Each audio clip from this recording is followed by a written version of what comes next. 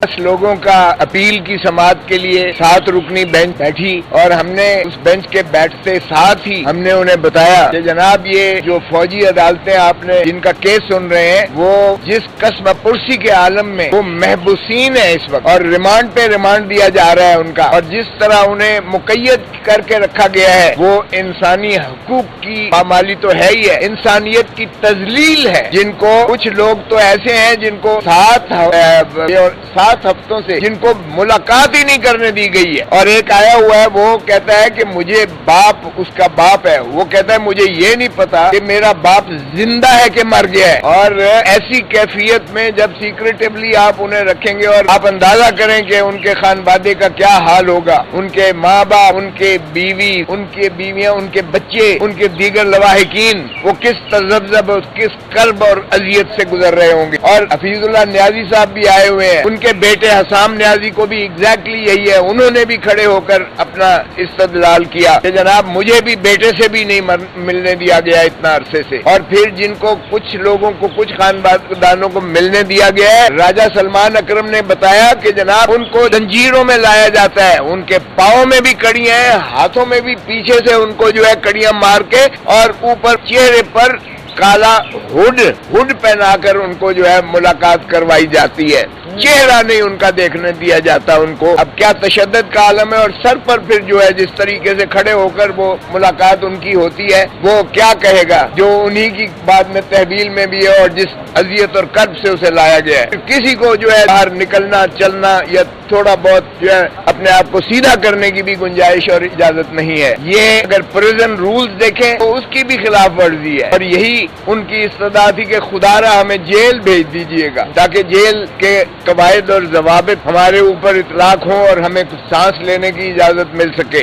यहाँ से शुरुआत हमने की है। और फिर बेंच ने उनको अटॉर्नी जनरल को कहा कि ये क्या हो रहा है। उन्होंने कहा जी कि ये पहले तो आपने हुक्म दिया था तो मुलाकात मैंने करवा दी थी, अब उन्होंने बाहर का सख्ती से कहा है कि इस पर जो है इनको देखिएगा और इंसानी हकूक की जो है और कानून की और अमलदारी के मुताबिक इनकी जो है मुलाकातें भी की जाए। और ये जंजीरें और हुड इनके बुरसा भी आए हुए हैं जो आ रहा है। मुझे तो लगता है कि अटॉर्नी जनरल भी बेबस है और ये अदलिया भी बेबस है। इसलिए बेबस है कि अगर बार बार कहने की जरूरत पड़ती है कि ये इनके साथ सलूक करें, तो हमने तो चाहा कि जी फैसला कीजिएगा, आप खुदारा फैसला करें और डे टू डे इसको चलाएं, रोज बिना पर चलाएं। और एक जज साहब शायद वहीद साहब ने ये कहा कि आप जरा स्कोप देख लीजिएगा इस अपील का जो आप अटॉर्नी जनरल को कहा। 2 एतराजात बुनियादी हुए। एक कि वफाक ने जो अपील करनी थी, वफाक को मुस्तफा इम्पैक्ट केस में उसकी तारीफ सुप्रीम कोर्ट कर चुकी है कि वफाक का मतलब काबीना और वजीर आजम है। तो उन्होंने कहा आपने काबीना और वजीर आजम से इजाजत ली है, उन्होंने कहा कहीं नहीं ली है। तो ये अपील ही बुनियादी तौर पर इसको गलत दायर किया गया है, क्योंकि बगैर काबीना और वजीर आजम की मंजूरी के ये अपील हो ही नहीं सकती थी। और उन 5 जजेस का फैसला जो है वो हतमी हो चुका, क्योंकि अब अपील जो है ज़ैदुल मियाद हो जाएगी। दूसरा एतराज उसी के जस्टिस मंसूर अली शाह साहब ने जो प्रैक्टिस एंड प्रोसीजर एक्ट की जो फुल कोर्ट ने सुनवाई की थी उसके पैरा 14 में उसके हदूद और कयूद को मुतय्यन किया गया है। उसमें ये नहीं है कि आप दोबारा सब कुछ पढ़ेंगे, बल्कि आप उसी फैसले में यानी एक रिव्यू के अंदाज में उसी में बताएंगे। ये नहीं है कि आप नए सिरे से सारी बहस अब शुरू कर दें और अदालत का भी वक्त जाया करें। और ये तो वो शायद वहीद साहब ने, जस्टिस शाहिद वहीद साहब ने उसकी तवज्जो मबजूल कराई और उनसे जवाब दी। तो इसके ऊपर फिर कुछ मुतफर्रिक दरखास्तें थी बार एसोसिएशन की तरफ से जो हामिद खान साहब को उन्होंने वकालतनामे दिए थे इस्तदलाल देने के लिए। तो उसमें उन्होंने कहा कि हमेशा बार एसोसिएशन इस मुल्क की, चाहे वो 2015 वाला फैसला है वो भी डिस्ट्रिक्ट बार पिछले फैसला जो ऑर्डर हुआ था 2015 का है, और इसी तरह 2009 वाला केस भी जो है Sindh high court bar association की तवस्सुत से ये अदालतें बहाल हुई थी। तो बार का हमेशा ये एक्चुअली दामन का साथ होता है जहां आइन की पामाली हो। बार एसोसिएशन और बार काउंसिल यानी काला कोर्ट और वकला हमेशा उसका तहफ़्फ़ुज़ करने के न सिर्फ अपने ज़ाब्ते के तहत उन पे फरीज़ा वाजिब और लाजिम होता है, बल्कि वो हमेशा इस मुल्क में जो है अरावल दस्ते के तौर पर उन्होंने अवाम के हुकूक और आइन की जो है बालादस्ती को मुसल्लम करने के लिए हमेशा नालिश की है अदालतों में। और यही रोल जो है वकला हमेशा प्रो पीपल इस्तेमाल करते आए हैं। तो उन पर भी उन्होंने कहा कि हम आपको सुनेंगे। अब हमने कोशिश की कि जनाब इसको डे टू डे चलाइएगा खुदारा, क्योंकि जो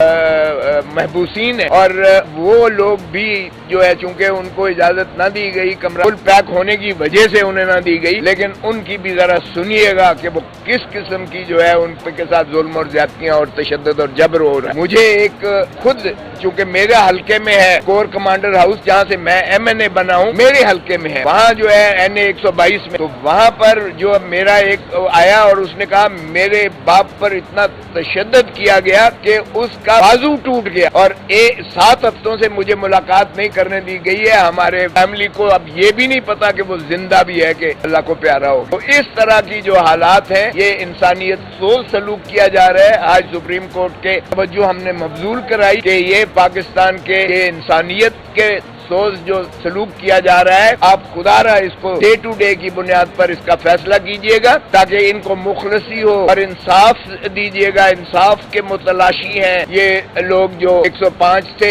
20 اس میں سے جو ہے انہوں نے رہا کیے، وہ بھی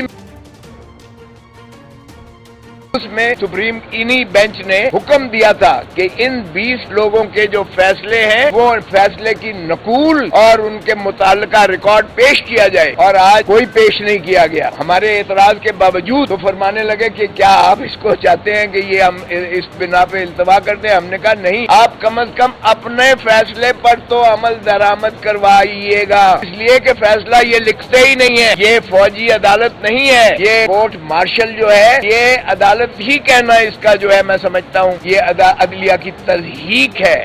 آئین کے اندر آرٹیکل 175 کے تابع یہ نہیں ہے عدالتیں، یہ کوئی فیصلہ نہیں لکھتی ہیں، دلیل نہیں دیتی ہیں، ایک گلٹی ناٹ گلٹی کر کے۔ آج بھی ہم نے کہا فیصلہ تو کم از کم دیجیے گا تاکہ آپ بھی دیکھ سکیں کہ یہ کون سا انصاف کے ایوان ہے کورٹ مارشل کی جو آپ عدالتیں کہہ رہے ہیں، جس پہ آپ نے معطل کر دیا اس آرڈر کو۔